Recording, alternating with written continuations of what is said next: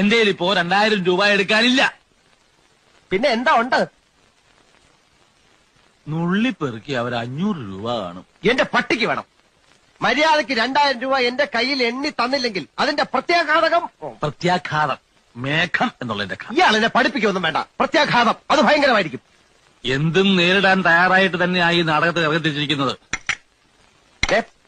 ഒരുമാതിരി പല തന്തയ്ക്ക് പറഞ്ഞ പരിപാടി എന്റെ അടുത്ത് കാണിക്കരുത്. തൽക്കാലം പല തന്തയുണ്ടെന്ന് വിചാരിച്ചേക്കാം. ഞാൻ പോവാന്ന്. അതെ, കുറച്ച് പതുക്കെ പറഞ്ഞാലും കേൾക്കാം.